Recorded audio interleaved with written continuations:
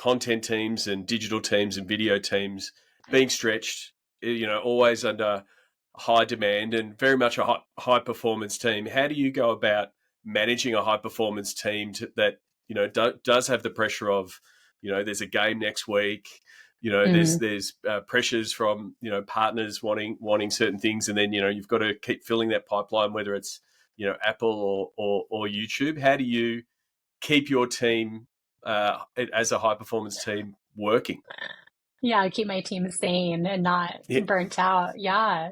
I mean, it's a real conversation in sports, especially in content. But I mean, I think you can blanket statement here, every sports front office team is stretched thinly. I feel like you can never have enough people on staff to keep your heads above water when it comes to volume, and there's always more ideas. You always want to do more.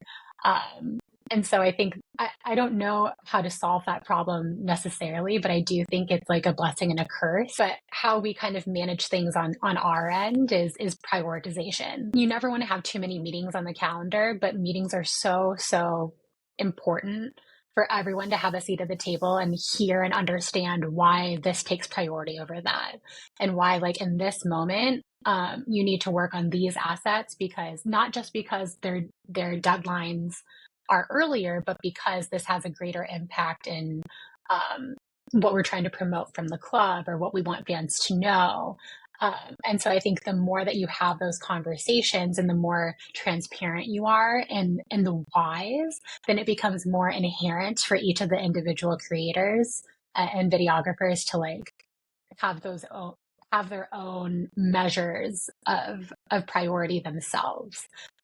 So then they know out of their own reassurance, oh, I have these 6 or 7 projects on my plate right now, and it's very overwhelming, but I know that I have the authority to spend more time on this one project and then work on the other ones later. Still trying to hit deadline, but knowing that you have that versatility to push others aside so that you can prioritize one in that moment. There's a lot of freedom in that.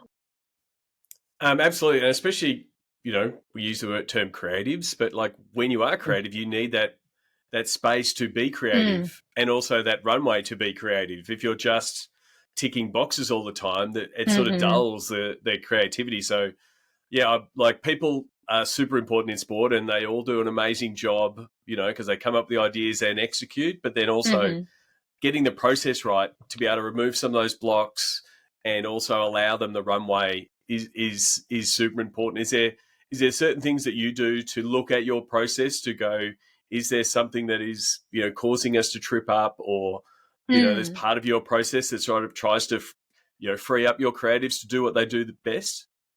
Yeah, for sure. I think I'm a huge filter with that as well. We do have a project manager on staff who's really great in fielding a lot of requests and almost floating them by me first before they're ultimately assigned by my manager of video production. So if I can do some of the dirty work on the front end and having the conversations from the different departments who are requesting things, where I'm helping to clarify, what is it that you're actually looking for? Do you actually need it by this time? What all is it entailed in this event coverage type things, and really narrowing down to the nitty gritty. I think that only helps set my team up for success more. And then once I understand those things, then I can help prioritize hey, this is actually really important for this department. And if one person can make this a priority, then maybe the rest of the team can kind of supplement and pick up where it's not the slack, but pick up the projects that are still priorities as well, so that nothing is necessarily falling through the cracks. I think that's been a huge part in our processes, is that a lot of things are transparent, but they do go through filters before they're ultimately assigned. And then once they're assigned, then those individual videographers, they're running point. This is your baby.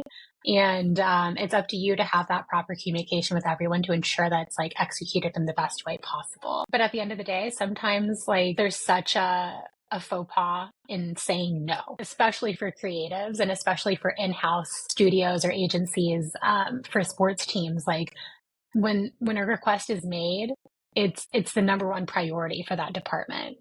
Yep. So how do you balance that with what you have going on? And ultimately, that decision does fall on myself, and then our manager of video production is also like figuring that out with me as well. And so I hate saying no. Like I don't like disappointing people, but it's always solution driven.